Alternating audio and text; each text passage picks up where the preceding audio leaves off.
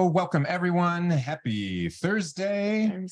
Energetic alignment and mindset. Getting in the good feelings for everything. Yeah. Heck yeah. Woohoo. Oh yeah. Oh yeah. Hey, Here Melissa. we go.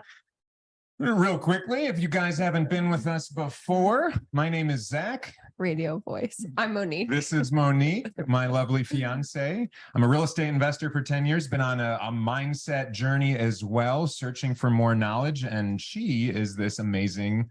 I'm an energy healer and spiritual mentor and intuitive development coach. And I've been doing this for about 6 years. Left my corporate job when I was really, really sick, healed myself through emotional healing and energy work with a couple chronic illnesses, and then healed my body, healed my relationship with food. I was really bad with bulimia for a while.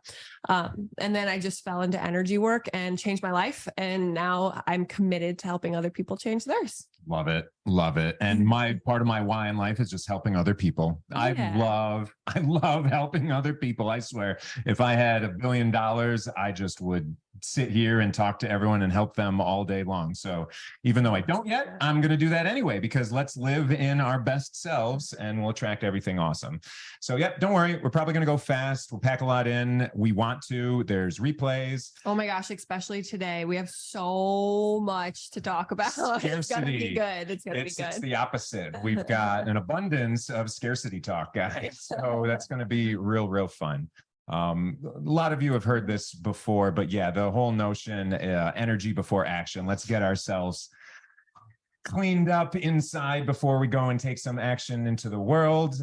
Just in case you don't know, many of you have worked with us either in groups or one-on-one, different deals, private lending. I'm in real estate, so those are things I tend to talk about besides mindset, and she does awesome stuff to actually help people out in their personal lives. So one thing to say, we would love to have you guys turn your cameras on, but don't worry.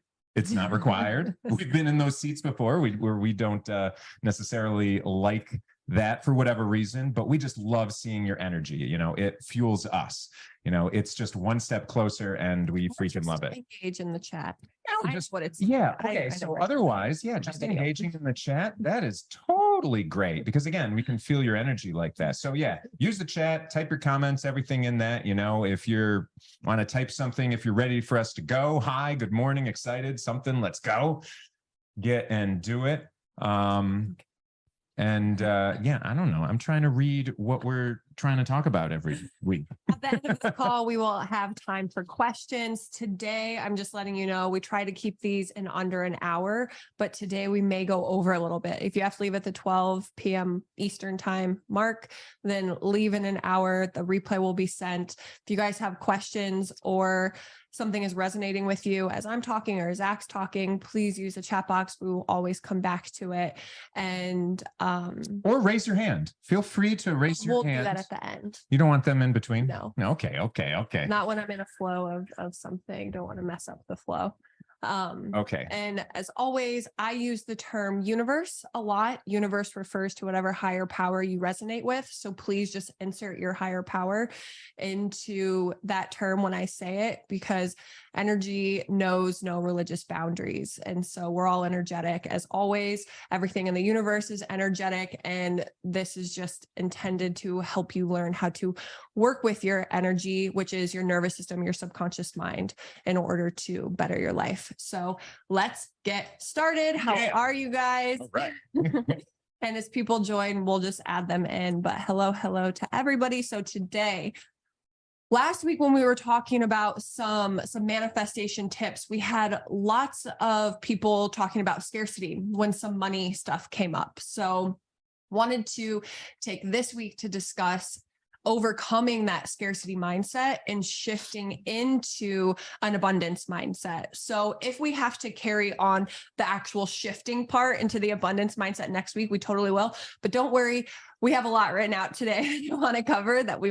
So we're going to get to all of it. The first step is always self-awareness. So we want to become aware of where we're thinking about scarcity. And then from there, we can take some shifts to get into that abundance type of mindset. And then those shifts and everything, they're going to be an ongoing type of thing that you're going to do every day anyway, because, you know, what happens when you start out at anything that's new? Yeah. You're not great And at it. so some of us will feel scarcity with money. Some of us will feel scarcity with relationships. Some of us will feel scarcity if we're in a relationship and we see all of these eligible people not in relationships. Some of us will feel scarcity with job opportunities. We feel scarcity in many, many areas of our life. And a scarcity mindset is simply a belief system that tells us that resources are limited. And it causes a hyperfixation of sorts. It causes us to take short-term coping mechanism type actions versus long-term solutions. And so what happens is we know we're feeling scarcity when we feel jealous of someone that has something that we want, or we feel very stressed when we think about that thing that we want, or we find ourselves burning ourselves out to try to make what we want happen, or we feel like that hyperfixation or that like tunnel vision of, well, I need to do something quick to make things work out. What does that sound like? That sounds like your nervous system is in a stress response, right? Like I need to fight, flight, or freeze to get this threat out of here, out of my immediate environment. So when we're operating in scarcity mindset, we are actually seeing that which we desire as a threat. And we're seeing the world around us as a threat because our nervous system is being activated in a way that's telling us you're not safe right now. All right. And we'll talk more about that. But this is an issue because it causes us to make decisions from a place that probably doesn't serve us in the long run. Right. And this continues to perpetuate that cycle of there really isn't enough. The world really is against me. I really do always get the short end of the stick. And I want to use, I know I use relationship examples a lot, but it's because we've all had some type of relationship throughout our life. And I know sometimes if you're dating someone at first and you're really interested in them, but it's still really new and you have scarcity around, do they like me? Do they want to be with me? I need to make sure that I lock this in before they meet somebody else. And you end up like obsessively messaging them or obsessively calling them. And what does that do? That pushes them away. Versus if you felt secure, like I'm a catch, I'm a prize. This person is lucky to be with me, to spend time with me. And I know if this doesn't work out, there's always a better relationship that's going to come along because I'm going to take the lessons that I learned from this relationship and apply it forward. You can insert relationship with money, with work, with anything. And so when we think of it like that, are we going to be obsessively texting this person like, hey, haven't heard from me in a while. Hey, is everything good? Hey, why haven't you reached out? Probably not, because we are spending our time enjoying life, going on different dates, talking to different people, feeling confident in how we are showing up. And therefore we take different action.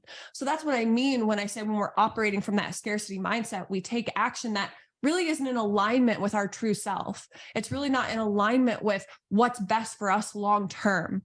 But instead, it's that, oh my gosh, something's going wrong. Everything is falling down around me and I need to do some damage control real fast.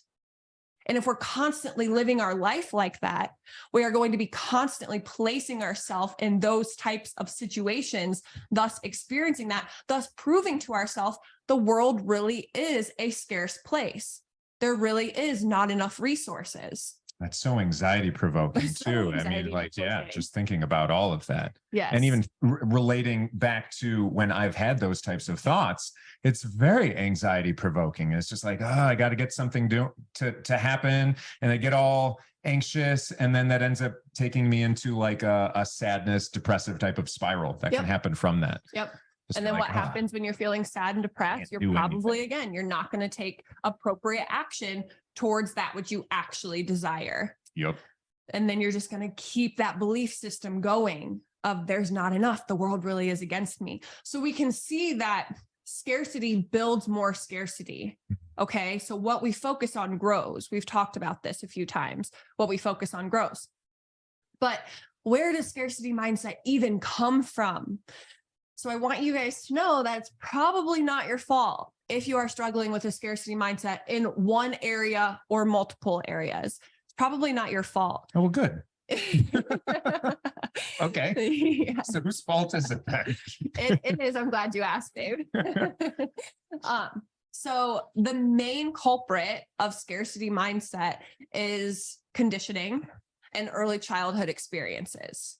Okay, so the conditioning that we receive from early childhood experiences and or the conditioning that we receive from just being in relationships and hearing the same thing over and over and over again, or being in an environment and hearing the same thing or witnessing the same thing happen over and over and over again. So the conditioning or the early childhood experiences, this can be something like just think about, if you want to put in the chat, please put in the chat, but just think about the conversations that your parents had about money. If you are someone that struggles with scarcity around money, think about the conversations that you remember your parents having about money. And as you guys put those in the chat box, I'll give you another example. Maybe money is not where you have a scarcity issue with, but maybe it's love. So think about, how was love modeled to you when you were a child? Or maybe it's not love or money that you have a scarcity issue with, but it's opportunity, or it's finding a good job that you feel very empowered and relaxed and excited to go to work to every day. Think about how your parents or how your caretakers or how the people you spent the most time with talked about jobs or talked about having opportunities show up in their life. Yeah, Julie, you say there weren't any. The one thing I do recall is that I was told it was none of my business. Wow. Yeah. None of your business. Yeah. I was going to say, we didn't even talk about it. Yeah. And it's funny, like there was no saying that it was none of our business. It's just literally, we didn't talk about it. Yeah. Probably because my parents were anxious about that at times. I know that my dad was working his tail off, and I didn't realize until I was older that he was doing it for us. And I just wanted him around, but it was because of that money scarcity. Yep. We just wouldn't talk about it. And so, yeah, Gabby, you're saying, I don't have any, ask your father. Or Matt, you're saying, I always heard there's never enough money, or it's constantly tight. So think about how has what you witnessed, how has that showed up in your adult life? So if you were in a household where you didn't talk about finances, do you find yourself keeping all your financial conversations to yourself and trying to sift through your money and making it work on your own, and you're suffering in silence? Okay. Yep. Yeah. Or maybe if there wasn't enough money, do you find yourself constantly weighing the differences of, well, I can either get this or I can get this? Or maybe you feel anxious around, I need to get to this certain amount of money and I'm not going to be able to relax until I do. But then when you get to that certain amount of money, you realize I need to get to the next amount of money and I'm not going to be able to relax until I do, because I need to get somewhere where there's finally enough. There's never going to be enough. Just so you know, spoiler alert. Or if money was constantly tight, did you find yourself, you either found yourself placing yourself in positions or being in environments where people were talking about how tight money was, or how you just have enough. Like, well, I just got paid today, but now I can go out this weekend. Like now, because I got paid, now I can go do something. And everything revolves around money. It's like money is the ultimate support. Money is the ultimate permission giver. And none of this is actually true. It's all a perception. Yeah. So Julie says the one time you asked about money, your dad said it's none of your business. So now then it's like, okay, well, how was your relationship with money then? Do you feel comfortable with having lots of money? If you never learned how to manage money or how to discuss money, how do you feel about a big incoming lump sum of money? Do you're like, oh yeah, of course, this is expected. Or you're like, holy shit. Oh my gosh, now I want to pay off this bill and do this and go do that and get that. And then pretty soon you're like, where did all that money go? Right. So we will constantly continue to play out what we were taught until we become aware that what we're playing out might not even be a story that we wrote. It might be a story that was written for us and just read to us a ton of times until we started dreaming about it. And then it became our reality. Yep. So yeah, so think about that first time that you learned there's not enough. For me, I remember always going to the grocery store, like wanting a candy bar. My mom's like, we're not getting a candy bar today. One, you don't need it. And two, we have enough money for these groceries and that's it. So it could be something as simple as that. It could be something as simple as you wanting something and your parents saying like, I don't have the money for it. So you need to figure it out. It actually turned out to be good for you because then you like started your own business at 8 years old. Yeah. So I wanted a Nintendo and they didn't have the money for it. And I said, well, how do I get it? And they said, well, money. I'm like, okay, well, how do I get money then? So I was just so young that I didn't have all these rooted things inside me to stop myself at that point. So luckily it planted that seed, but I knew that every year, it seemed like we didn't get a lot throughout the year, but come Christmas time, of course, Christmas was one of the biggest things for us because my parents would save up, they would give lots of good things for us. It was this wonderful time of the year, Christmas and birthdays, I suppose. They spoiled us with that.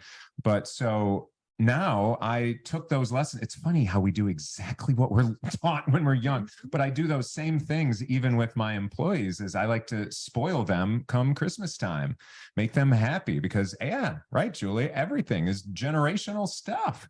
We take everything we learn, the good and the bad, and we repeat it, and then we teach it to our kids so they can repeat it again. Yeah. So knowing this, then you can start to conceptualize that maybe it's not my parents' fault that I have these really shitty beliefs, but now it's my responsibility to change them. Take some ownership. Because I'm aware of these beliefs. They just thought this is how life is.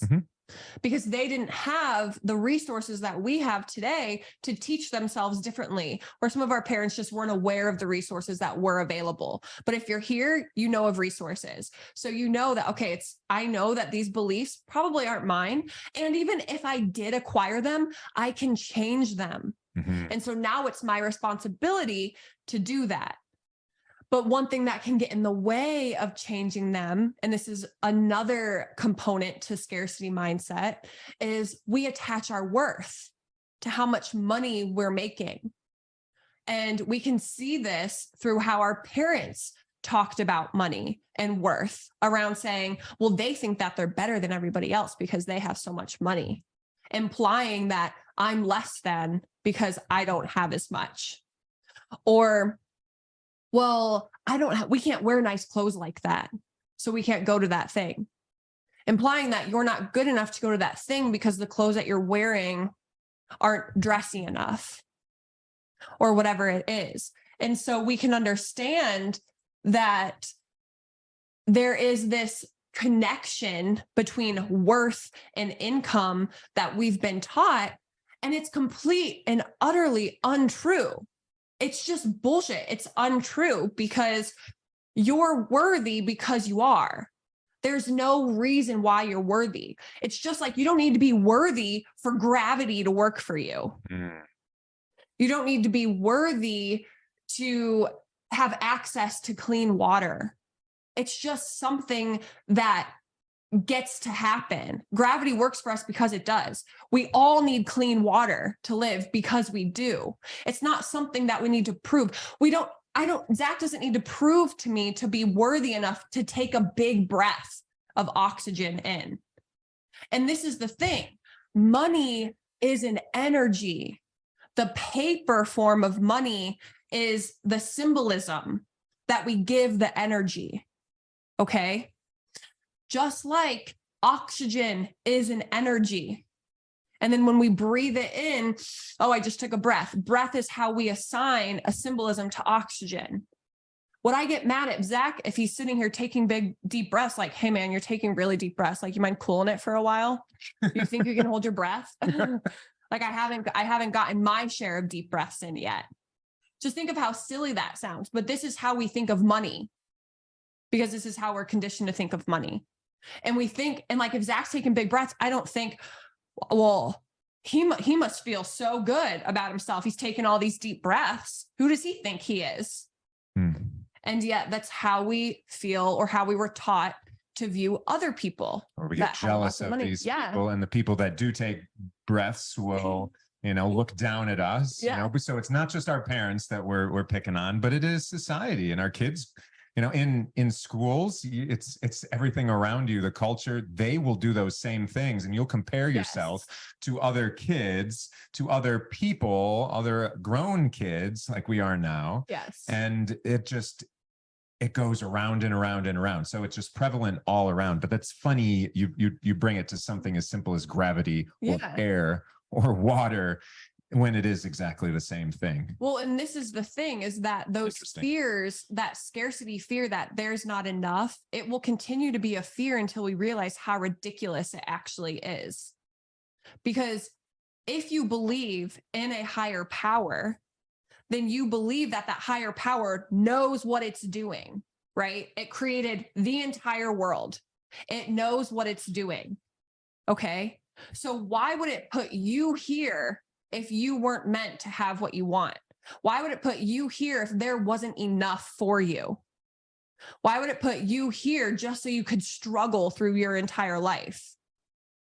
It's not nature's natural way to struggle.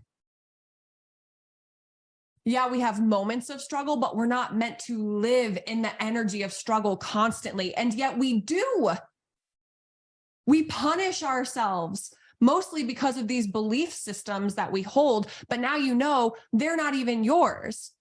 So actually, an exercise that you can do after this class, if this is still really ringing true for you, write down all the limiting beliefs that you've ever heard about money and just notice how they feel in your body. We're going to do part of this exercise actually in this class today, but just notice how they feel. They probably don't feel good. Anything that feels contracting in your body is not your truth. It's not your ultimate truth. That is a rule of thumb. Anything that feels contracting in your body is not your ultimate truth. If you're spending time with someone and every time you spend time with them, your chest tightens up, you're probably not benefiting yourself spending time with that person.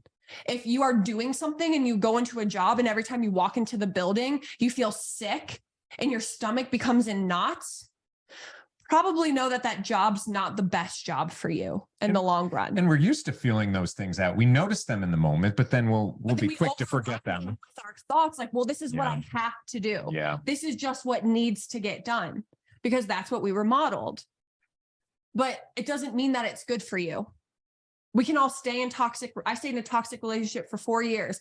I knew that it wasn't good for me, but I still stayed there.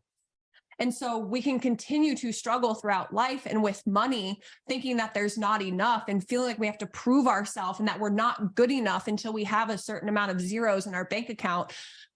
And yet, why? We're just punishing ourselves until we get there. And remember, the energy that we focus on creates more of that energy. So we're just creating more struggle and punishment. And this is the next reason of why scarcity mindset shows up in the first place, because what are you focusing on? What are you focusing on? What do you see in your environment? Do you focus on everything that you do have or everything that you don't yet have?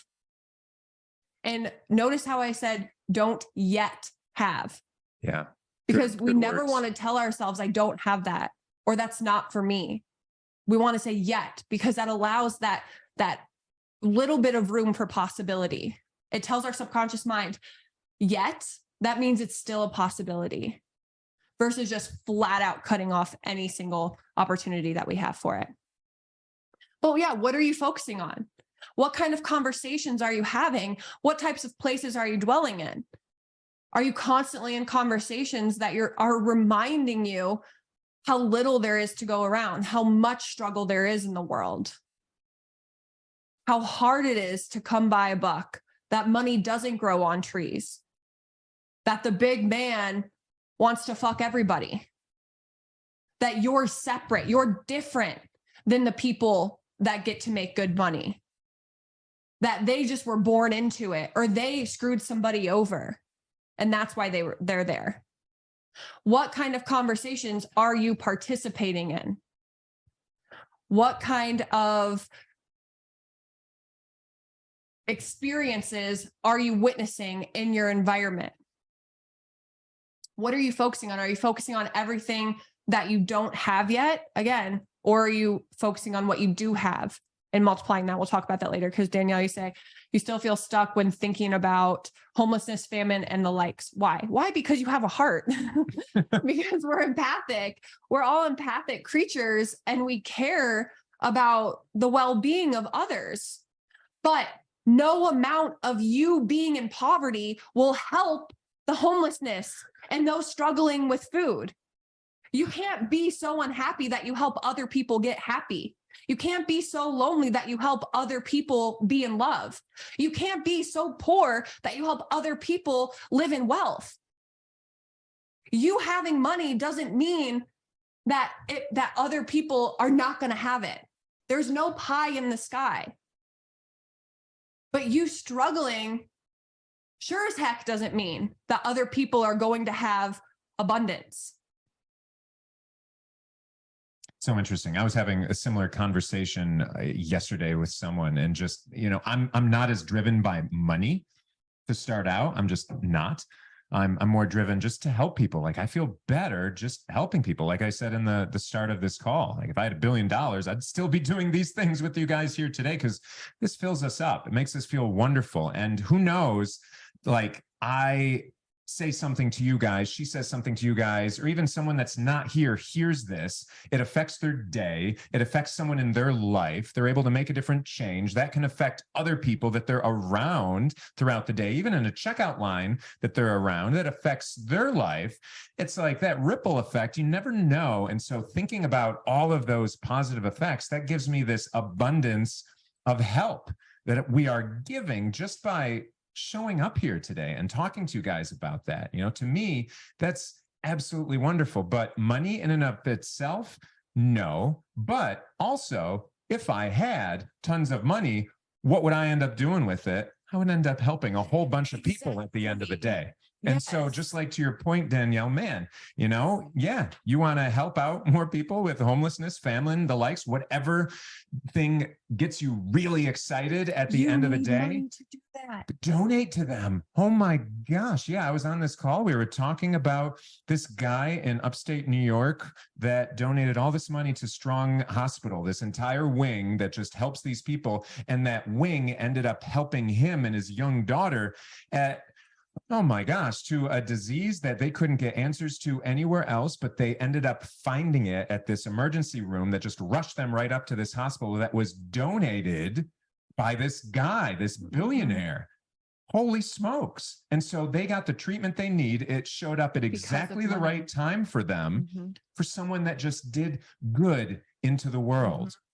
That fills me up. That makes me more excited to attract more money towards me, because it's not for me at the end of the day. It's for the world. But it can still be for you. And that's another reason why we live in scarcity mindset, is because we've heard stories that people who have money are bad people, or they did something bad to get that money. And that's not inherently true. There are bad people that have money. There are good people that have money. Money is an amplifier. It amplifies who you already are as a person. For some people, will it transform them? Yes, but that's not the case for everyone. So look for the truth.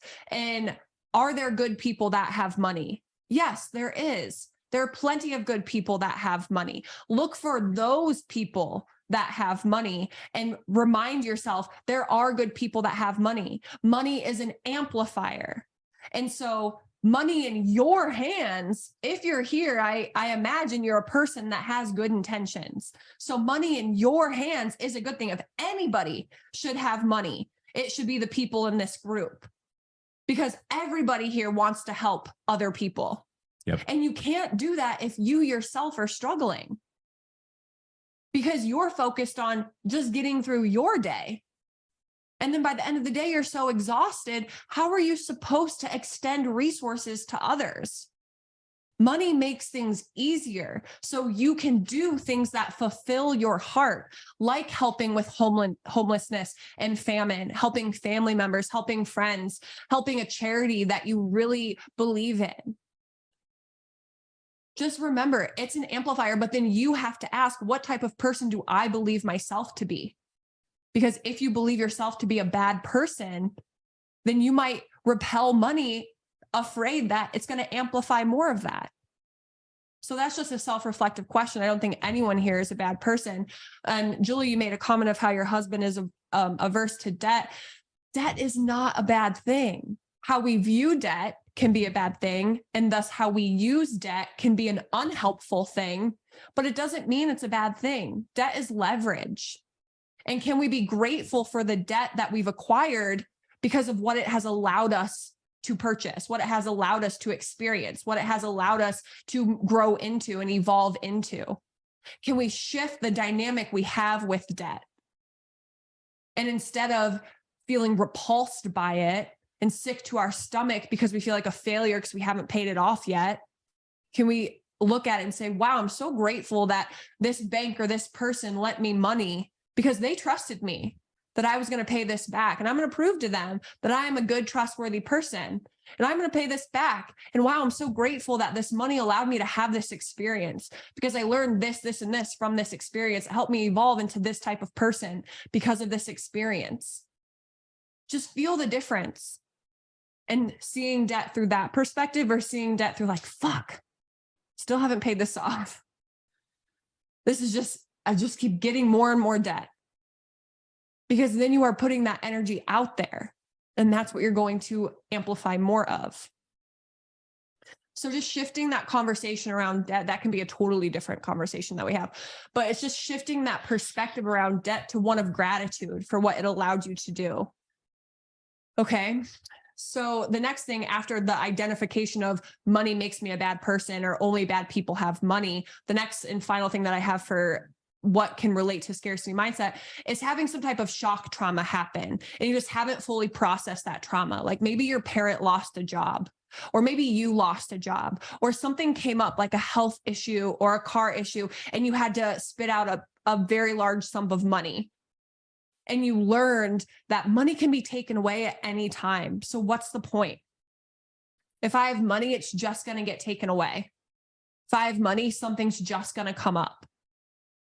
But this is actually a result of the belief systems you hold around money. Okay?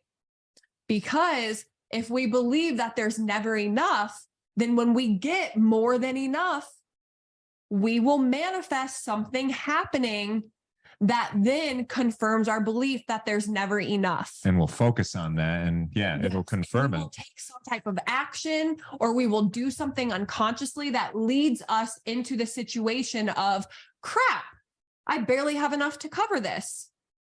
Thus reconfirming that belief of there is never enough. This is why the mindset work is so important, as well as the strategy, as well as taking that action. Because when we say to ourselves, or when we have that belief system, and how do you know what your belief system is? Just look at your current reality. Look at your current reality. Notice what your relationship is right now with money. Are you in a codependent relationship with money? Like when it comes in, you get really, really excited, but when it starts to leave, you get really mad. Are you in a feast or famine relationship with money? Like when a bunch comes in, it's like, oh yeah, and you spend until you are in famine again. Or do you have a secure relationship with money? Do you have a relationship where you're constantly chasing it? So you know what your belief systems are based off of the current dynamic with you and money. Are you attaching your worth to it? And if you feel unworthy, then you can't earn money. And you constantly are feeling unworthy because money's not coming in. So it's just reconfirming that emotional experience. So these are all just some things that you can reflect on. And just know that scarcity mindset is all just, it boils down to belief systems and fears around money from lack of understanding about the core nature of money, which is that it's just energy. It's just energy. It's a currency. It's an exchange. You guys are exchanging time. We're exchanging information. This is an exchange. Money is no different. We just have paper that we use to symbolize it. Time has a clock that's used to symbolize it. You just paid 35 minutes to be here. It's the same thing. It's just we put it on a pedestal. And when we pedestal it, we separate ourselves from it, from money. And we think that it's too good for me. again, attaching our worth to it. Let me know if that's making sense. And Luke, what is this TBI? I assume it's something like a KPI or something like that, but just for clarity and conversation's sake. Oh, if you need to talk about leveraging debt, talk to Zach. Yeah. Well, I was actually very impressed how you were talking about it. And I was curious to see it through your eyes too, because I mean, yeah, of course I could talk about the benefits of debt and Traumatic brain injury and everything. Emotional traumatic brain injury. Interesting. Took me a long time to see it through that lens. Money's an amplifier. Yep. Andrea, Danielle, money's an amplifier. Yep. Yeah, I took note of that too on a little sticky, as she said, money was an amplifier, just because I want to just put something on my wall that will always remind me, because I'm the type of person that needs to have that constant reminder every day, because I'm doing all these different things. I'll get distracted, and it allows your subconscious to work. And so those little limiting beliefs and everything will crop up into your mind. And so if I have something that's absolutely blatant on my wall, it can help reset me, just like exercise and running will. If I see that on my wall, I'm like, okay, reset. That's right. Remember that thing. And then my subconscious will even get to the point where it knows it's on the wall. I don't even have to look at it anymore. But every time I have that repetition of seeing it, of thinking about it, it's one more time that it's driving it into my brain. Remember, the thing that gets us through towards a new belief is through intensity or repetition. Yeah. And so let's get both of those things and just, put in the forefront of our mind and in our visual field, those things that we want and those changes that we want to make. So not only affirmations in the morning, different things that we're learning throughout the day, but have little reminders everywhere. That's why people put the pictures of their loved ones, either in their car as they're driving. I have some here on my computer next to it. So it is top of mind. Just like to remind you of why you're doing what you're doing, like where you're going. Tell the story of where you're going, not where you've been or where you currently are. Yeah. Where you currently are. Yeah. Lean into that future and live it right now. Yeah. And so if something does happen, like a traumatic injury or like something with your body, then that's an invitation for you to identify with that, or say, okay, I'm going to take this, learn from it, and use this to make me even better. So something with unexpected events that can happen, whether it takes money from us, takes time from us, takes health from us, we can always see it from multiple perspectives. But for some reason, the perspective of scarcity is the easiest to turn to. This is for a couple of reasons. One, because again, it's conditioned. Two, it's what people have constantly, it's what we've seen modeled. And three, because fear is a very powerful emotion. And a lot of it is just pumped into the world through media, through people sharing things. It's how people tend to relate more through what they're struggling with, through what they're scared of, because the emotion is so powerful. It creates such an intense experience in the body.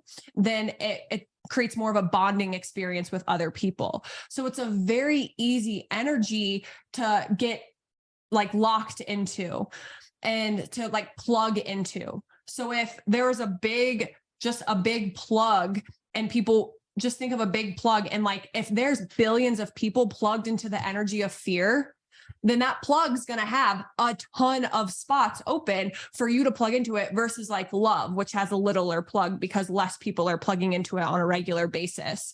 And that energy isn't amplified. So it's like the speaker is getting louder and louder and louder. So you're going to be able to hear it from miles and miles and miles away versus feet away.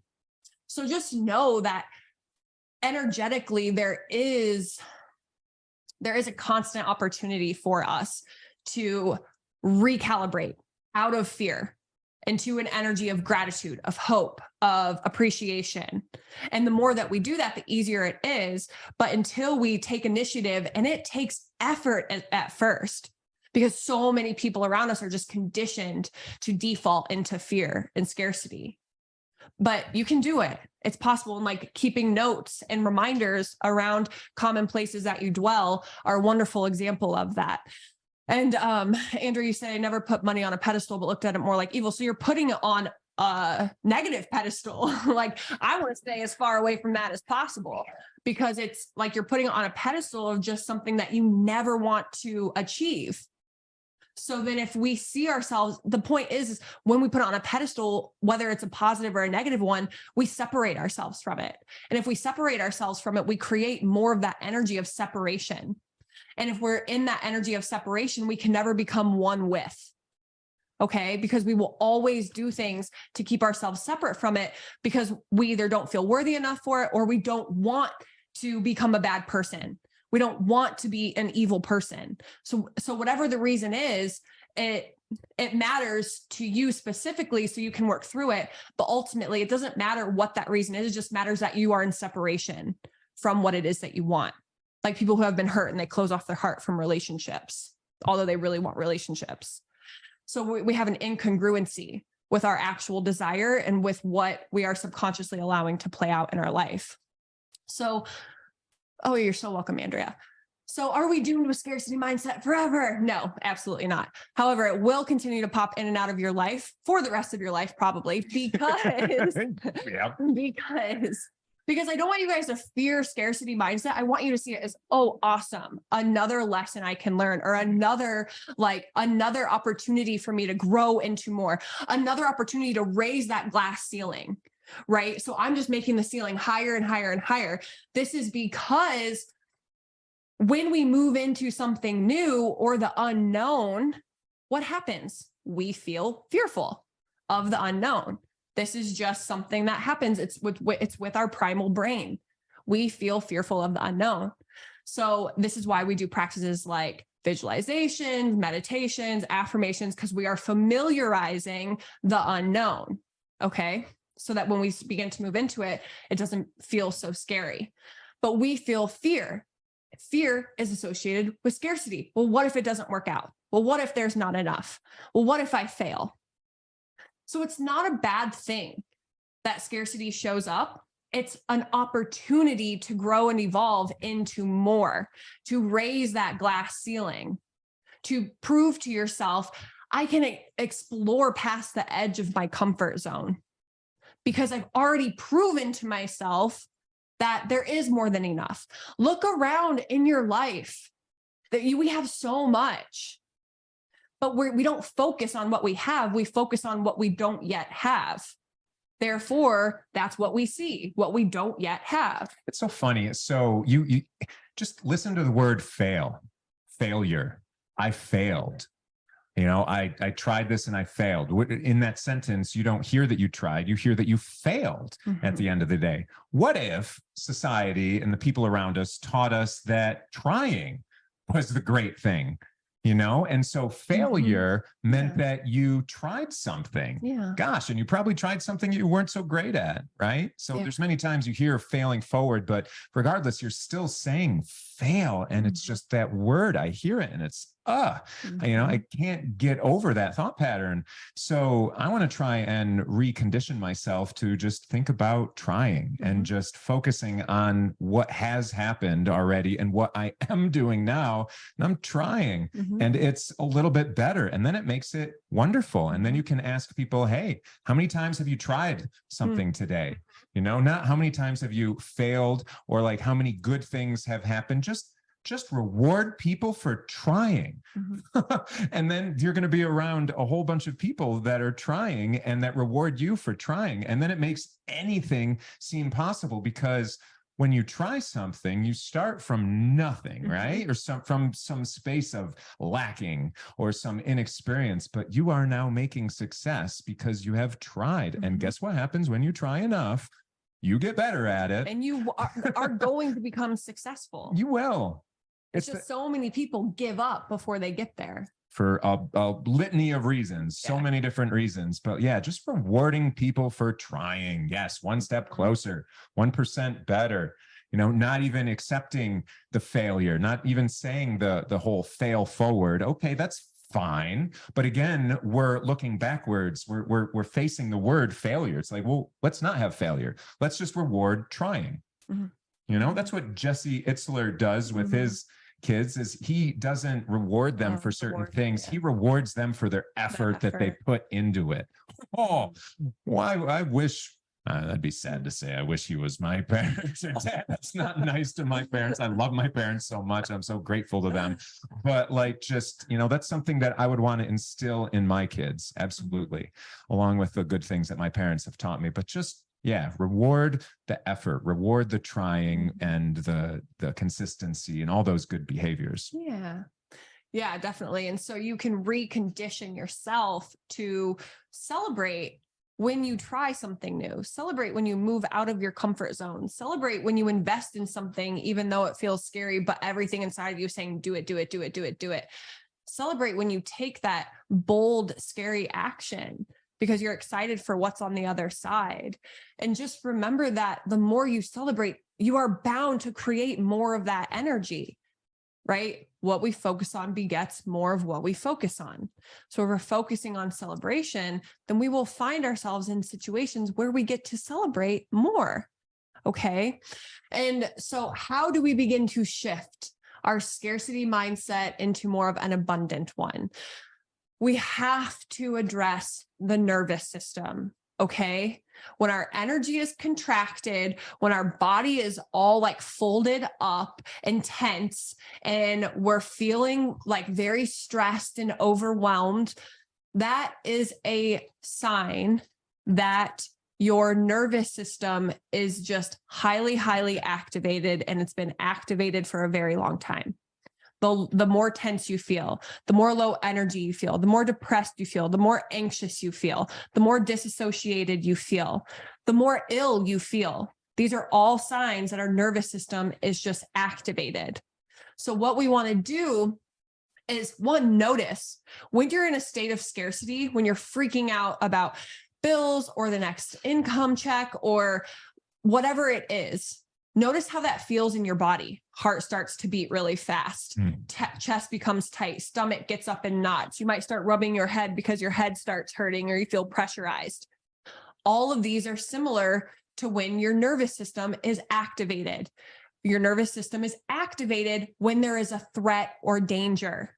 So we have to teach ourselves bills are not a threat or danger. We have to teach ourselves that maybe if we don't make money in 1 week, it's not a threat or a danger. It just means that, oh, wow, now I get to have more money come in the next week.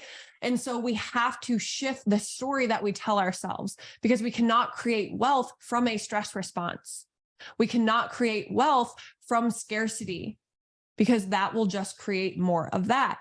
So we have to recalibrate our nervous system to feel safe. So how do we do this? The first way that you can do this is just begin by objectively looking at your beliefs. So what are the beliefs that you have around money or love or opportunities? What are the beliefs that you have around that current thing in your life that's not really working out the way you'd hope that it would by now?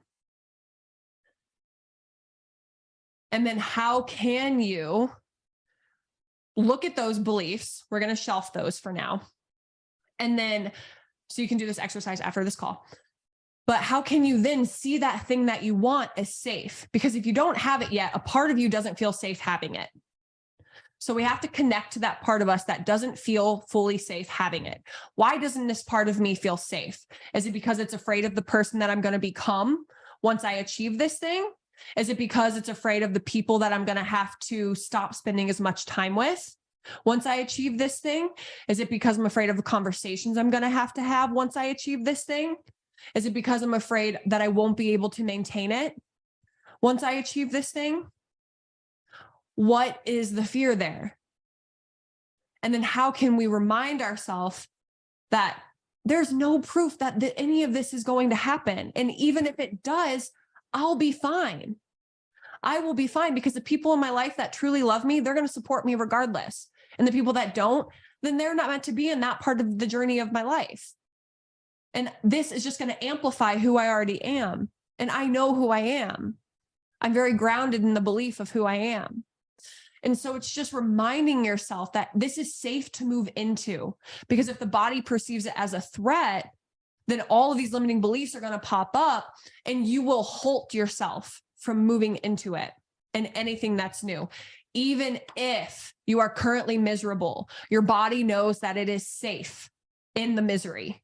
It knows that it can operate in the misery. It knows that it is surviving in the misery. And all of those sensations feel familiar. And because they feel familiar, this is what your body has associated as its baseline of operation. So if we want to change that, we have to show ourselves this way of working is not working anymore. Because at one point in time, this baseline of operation was keeping you safe. Maybe when you were 8, maybe when you were 12, maybe when you were 22. But if it is prohibiting you from moving forward into something that you want, it's no longer of benefit to you. It was at one point in time, but it's no longer benefiting you. And so also, I'm thinking about, I'm playing along here with you guys and thinking about my experiences and things that I'm fearful of, moving forward. I'm like, well, what if this bad thing will happen again because it has happened in the past, something like that from a previous self. Mm-hmm. So, but what Monique reminded me of just the other day is, this happened to me in the past. Again, this doesn't mean this is going to happen in the future. And now I'm more aware of what happened in the past. So I'm a different person than I was the first time around. Yes. And since I'm a different person, then wouldn't it also make logical sense that I could take new actions, different awareness to attract new things towards myself so that those previous bad experiences won't happen again? So feel safe in that moment, in that they won't necessarily happen. And I'm just writing this stupid story just because this is what's happened before. And, we talk about this, we teach this and this, that you attract those things right back towards you. But remember, you're not the same person as who you were back then. So think about all the ways that you're different and focus on all the different ways of how to change that situation in the future. And so then you're putting the energy towards that new experience, and you're living in that new experience as opposed to that previously tarnished experience. Yeah, absolutely. And that Zach actually is going to lead us into the next part of this point, is that one of my favorite questions to ask myself when I know that fear or scarcity is preventing me from moving forward is this fear actually true? Is it the 100% truth? And if you can't say yes, it's 100% absolutely true, then it's false. Like going back to Zach's example, can he 100% without a doubt predict that what he experienced in the past, he will experience again? No. Exactly. So it's untrue. So now that we know that most of our fears are untrue, or most of these limiting beliefs are untrue, then we can start to look for the truth of what we want to prove to ourselves. Oh my gosh. It's like a cannonball shooting through a giant stone wall. You make one little break in it, no, it's not 100% a stone wall. I can see light on the other side of it. So you're like, okay, let me keep shooting this cannon at that wall. And then eventually there will be no wall, right? Yes. Wow. And so what do? We begin to look for examples of what we want to be true, of the desired result. So for an example, when I was very single, like 2.5 years ago, I was very, very single.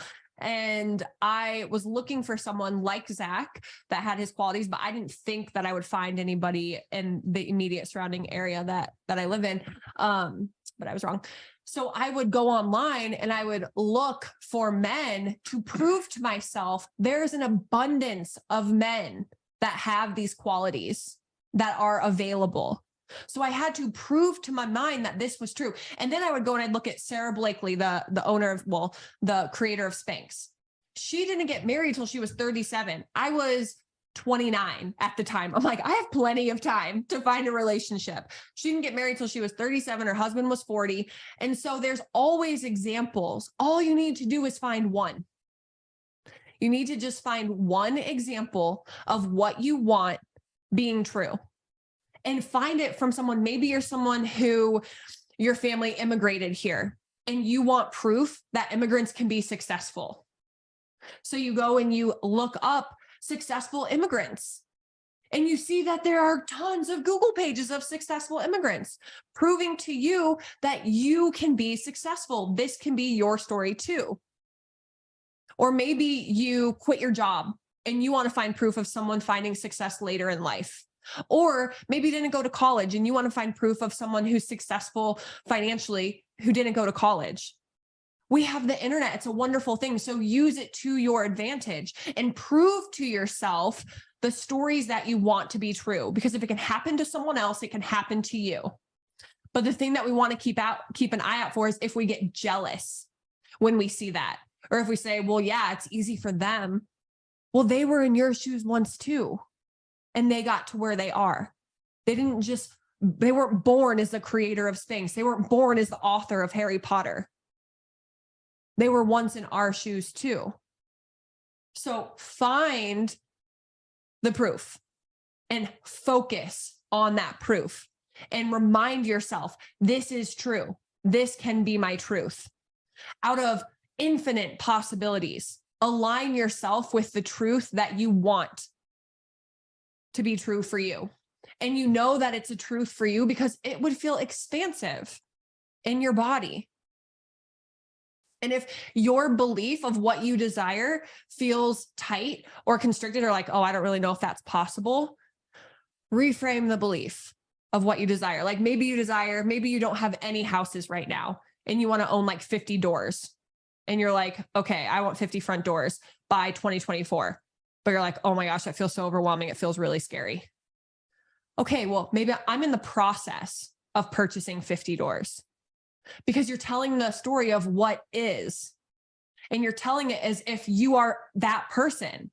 I'm in the process of purchasing 50 front doors. I am in the process of building a 6-figure business. I am in the process of building a 7-figure business. I am in the process of becoming this person, of having this business, of living this life experience. You are aligning your energy to the desired outcome. You are no longer separate from it, but you are together with it. Do you notice the difference from saying, well, yeah, that must be nice. I wish that I could have that, to I'm in the process of having that? Once you're in that process, then so many different things will show up for you.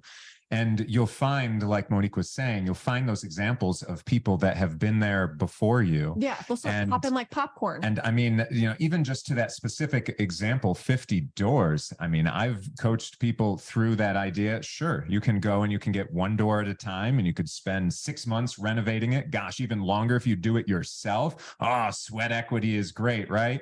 Not always, because you could also take it from a bigger aspect. And why don't we just buy 50 doors all at once in one transaction?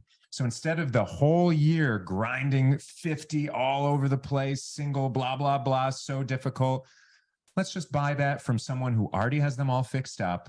Have that belief that there's people out there like that, because there are. Seek that out. Seek out the people that have accomplished what you want to accomplish and look at them as, if they can do it, it's possible for me. There is a road to that destination. And ask that question, not can you or can't you, but how many ways can you get there? And you'll find more opportunities within that. And you'll be aligning yourself in that future. And it'll be so much more positive, so much happier, easier along the way. And you'll find your tribe that believes that that's possible, but also knows that that's possible, not just a belief.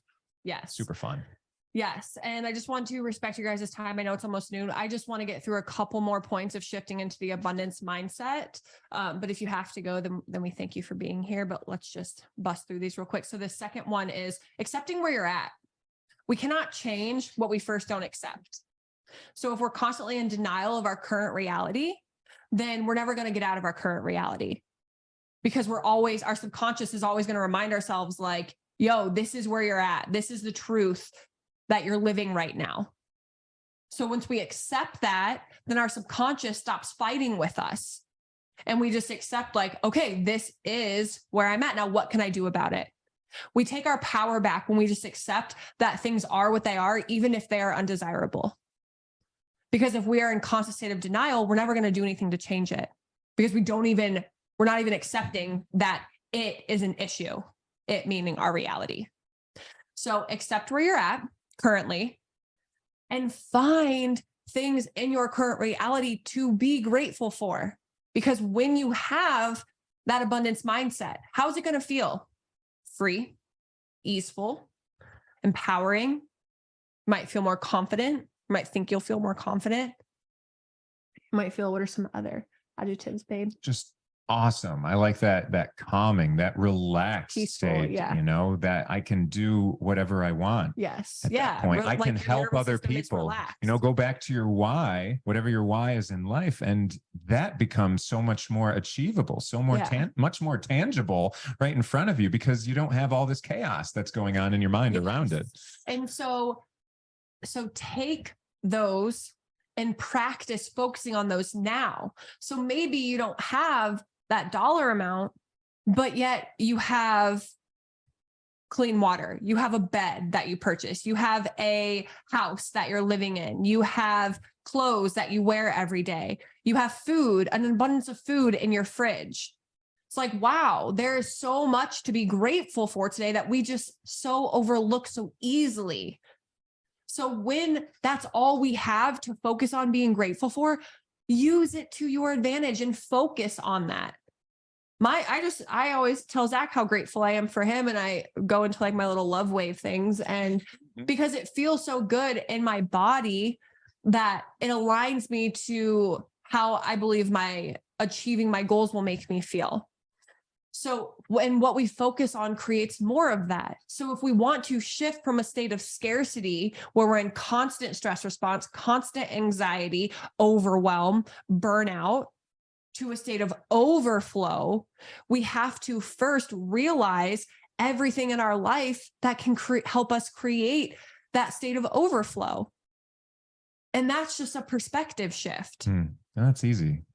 Yes, because it doesn't practice. It doesn't cost anything. And it does. It's accessible. Practice, but it's just like waking up like, wow, I got to wake up without an alarm clock, or wow, I woke up with an alarm clock. So many people don't even have alarm clocks.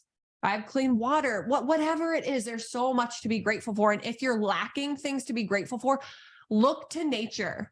And this is the final point. Your environment, focus on your environment. Is it conducive to the growth that you desire? And then actually pay attention to your environment. Nature is naturally abundant. Nature doesn't worry if spring will ever come. Nature doesn't worry when fall starts to come and the leaves start falling and the trees grow bare and the flowers die. Nature does not worry ever if it will reproduce. It just does, because that's what it expects it's going to happen. You are a part of nature. You are a part of nature. Nature is naturally abundant. Look to nature for that proof of abundance if you're having a hard time finding it in your everyday life. But shifting into overflow, then we can take action from overflow. So if you can only help, maybe helping people is your why. So instead of helping them financially, you help them with time. You help them with resources to your own boundaries. You're not overextending yourself. You're doing it in a respectable way to yourself, but you are proving to yourself there is more than enough. How can I prove to myself I have more than enough right now? Okay. So I know that sounds very simple, but it is a practice. And these are some things that I would like you guys to just focus on this week. Just be aware of this week. How can you shift into a state of overflow this week? From scarcity to overflow. What is currently in your life? If you have a phone or a computer right now that you're watching this, you have enough. Fair. So if you're someone that's constantly telling a story of like, oh, I don't have enough money or I need more money, you have a phone or computer. You have more than 80% of the world. Not saying that that's not means to want more. We always want more. We are programmed to desire more. But desiring more shouldn't make us feel like shit.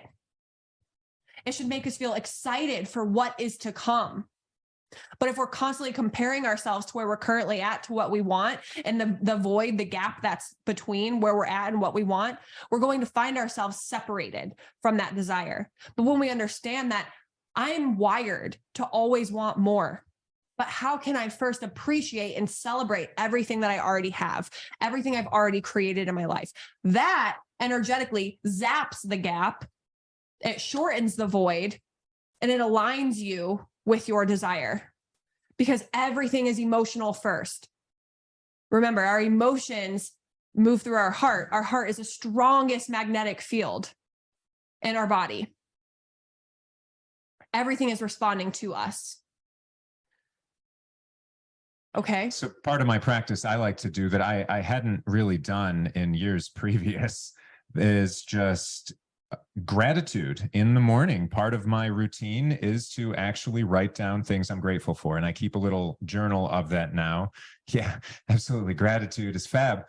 And so, and it's funny because every morning I think about it and I'm like, all right, I'm going to go write some things down. It doesn't take me but, a couple minutes, whatever comes to mind. But then I'm like, I just feel, at first I thought I'm just writing the same darn things all the time. Like, here's all the people in my life I'm so grateful for. And then it's like, okay, it transitions into some other things, but it always comes back to people for me. So then intentionally throughout the week, I will use a different color in my little journal, and I'll think of something different. So instead of people, I'll think of my body parts. I'm so grateful for that they all work, things around me, things in nature that are around me. Like, how many different topics can you think of that you can be grateful for? Because then you're in an abundance of gratitude. It's not even just the same things. And so it makes my life happy every morning. It's a good. And sorry, babe.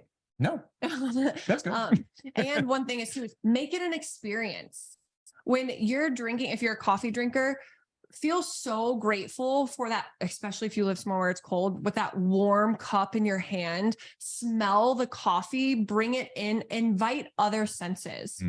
Be so grateful for that first sip. Imagine yourself standing in the house that you want, or knowing that you just open your eyes and you saw your bank account and it's the numbers that you want, and close your eyes. And as you sip that coffee and you feel so grateful, create a vision with it. Make it an experience. When we can find magic in the mundane, this is when we really invite our emotional energy into an overdrive. And that's when we really lock in that future desired result, because we are creating an experience with everything that we do.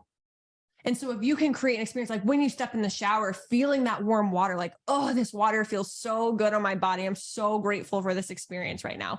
When you hug a loved one, just feeling their body and their warmth against you, like, wow, I'm so grateful for this. Like, I can't wait. Like, I know with Zach, I always imagine, like, I can't wait for when we're hugging, like on a balcony that's overlooking the beach.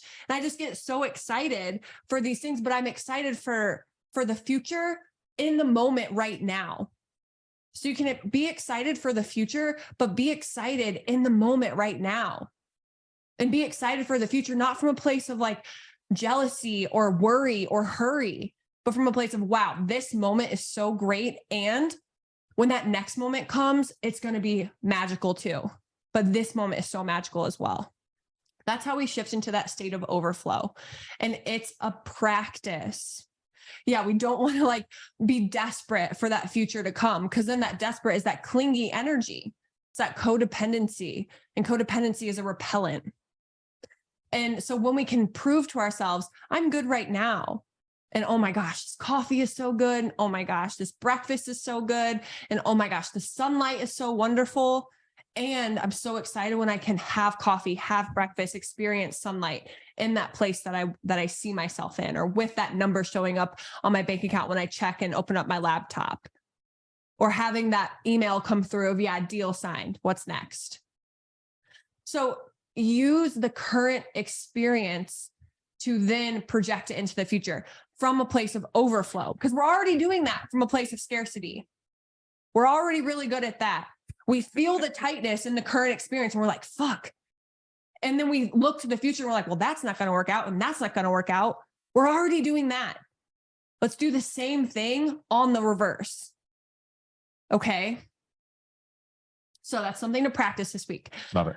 I do want to go through a quick exercise real quick. Even if just people watch the replay Sure. or if you guys have to hop off, come back and do the replay because this will be a really powerful exercise. If you Cool. can't do it right now, just do it later. But just go ahead. This exercise will take less than 5 minutes and then we will be done. Okay. So I thank you guys for hanging out. So let's just close our eyes. We'll take a nice big breath in through the nose, out through the mouth. And I just want you to focus on a limiting belief or a fear that you have around money. Just bring it to your mind. Maybe there's not enough. Maybe I don't know where it's going to come from. I don't know how I'm going to make that next dollar. I don't want to label it for you, just giving some examples. Maybe it's something that you heard when you were a kid. And as you focus on that fear, I want you to notice the experience that your body is having. So if this fear lived in your body, where would it be? Maybe when you think that belief, you feel your throat tighten or your chest close up or your stomach get into knots or even your right hip starts aching or your neck feels heavy.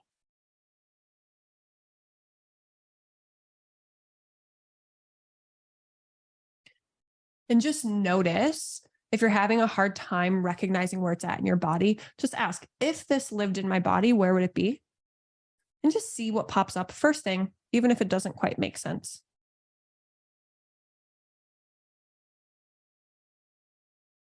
And as you connect with that fear in that part of your body, just notice, is there a memory here? Does the fear have a message for you? Maybe there's an emotion that's connected to the fear. Maybe when you tune into this part of your body, you feel really sad or scared, or you remember something that happened. What is this fear telling you? And we're just noticing this because this is what our body is trying to tell us through this fear.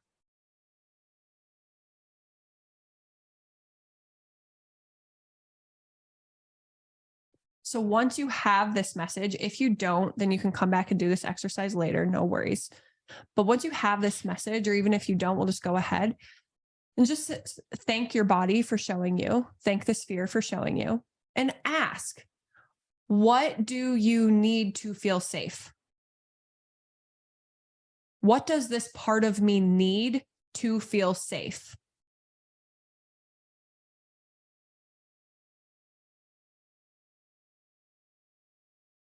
And just see what comes up. You might hear something like trust. You might hear something like take action. You might see yourself going for a walk. You might feel like you want to lay down. You might have a younger version of you pop up that wants your attention.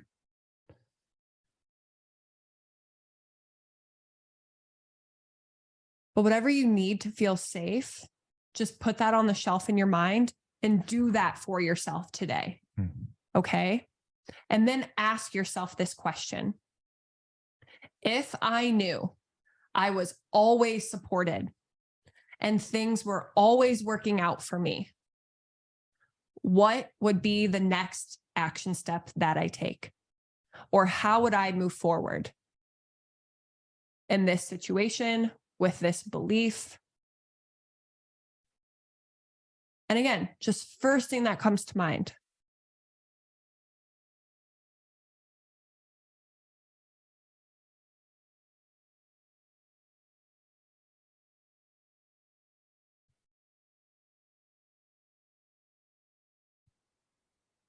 And then take that action and do that thing. Make a commitment to yourself to do that thing. So that was just a very quick exercise. You can do this on your own and shorten it a little bit. But always, always, always, fear, emotions, they live in the body. So we want to identify them. What do they want? We want to know that those parts of us just want to feel safe. How can we help them feel safe? And then from there, tune into that thing that you do want. And if you knew you were always supported and things were going to work out for you, eventually they're going to work out. What would you do next? What action would you take that maybe that fear has prevented you from seeing clearly? This exercise is a really, really, really wonderful way to move out of scarcity, to move into trust, and to take that bold action. And that's all I have for today. Well, I'm over here doing this exercise myself, guys, with you. So I'm writing down what I should be doing. And yeah, did you guys enjoy this today? I hope you did. You know, she's such a smart cookie. I would marry her every day. So yeah, I love it. We love helping you guys out. Hope you got some wonderful things from that. Yeah. We're always going to be giving more and more and more. So you can expect that from us. We've got so many things. So thinking about a scarcity of topics and things to teach you guys, we do not have that. Okay. We have an abundance. And that's even before we go back and try and do it the second time round, because we all need to have a little bit more of repetition on everything and to show up. That's right. ×2. Yeah. And that's why we're going to have replays for everybody. We want to share, give love out into the world. Please. Shane, I'm so happy that you're able to tune into your body. Yay. I love connecting people with their body because our body is like the number one oracle. So when we can learn to use our body and our body's energy systems, we can learn how to align to our highest path. And this is what I do with all of my clients. And this is what I teach with my one-on-one work. And I'm so passionate about it. So thank you for letting me share this exercise with you guys, and for doing it, for actually doing it and taking the time to go through it, because it is so freaking powerful. All of the answers that we seek, the mysteries that we think are just existing around us, those answers are all within us. They're all within us. It's just, we've learned to disconnect from our body so much that when we just practice connecting a little bit, and we bring that safety back and we come back into wholeness, so many amazing things happen. And I'm just so passionate for it. I'm so passionate about it. So thank you for letting me share. Brianna, I'm so glad that you look forward to the Thursday mornings. Shane, I'm so glad that you can connect with your body, man, because absolutely. Well, and I can only relate from a guy's perspective, but I never tried to connect with my body prior to knowing Monique. So yeah, it's a different experience, and it's a whole different sense of senses and awareness that you can bring. And remember, guys, first step is self-awareness to everything. So yeah. And the more aware you are, the more you trust yourself. The more you trust yourself, the more bold action you take, and you'll align more intuitively to your specific frequency of your best and highest good. And it's all just so wonderful. So thank you guys for joining us today. We hope to see you. And when I have my limiting beliefs, always overtook the process. Oh yeah, definitely. So always remember, your limiting beliefs, they're energy stored in the body that are manifesting as a belief. So we can always trace them back to a place in the body, because all of our emotions resonate with different organs. So we can trace them back to places in the body. And typically there's going to be an emotion attached to those limiting beliefs. And our body just wants to let that energy run its process and move. So if you guys want to talk more about that, we can totally do another video about that. Because actually we do have a video about emotional processing and triggers and all of that stuff.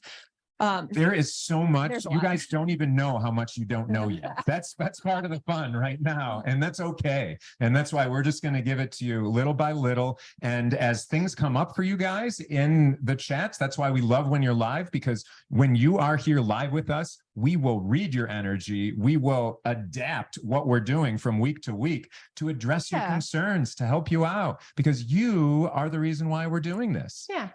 Love it. Yeah. Awesome. So thank you guys for hanging out. Thank you so much. I don't know if anybody has any questions or anything that you want to speak about. I know that we're running over, but might as well. I like opening it up to anyone's questions, because but if not, that's we're here. Totally but yeah, fine totally cool. And so we will see you guys next week. Thanks for spending your Thursday with us, and sending you lots of love. Oh, and as always, if you have any revelations, questions, comments throughout the week, you can always message us on one of our social medias. Heck yeah. Yeah. Find us, follow us, love us, talk to us. We'll love you right back. Yeah. Absolutely. All right. Bye, guys. Have a great week, guys. Thank you so much.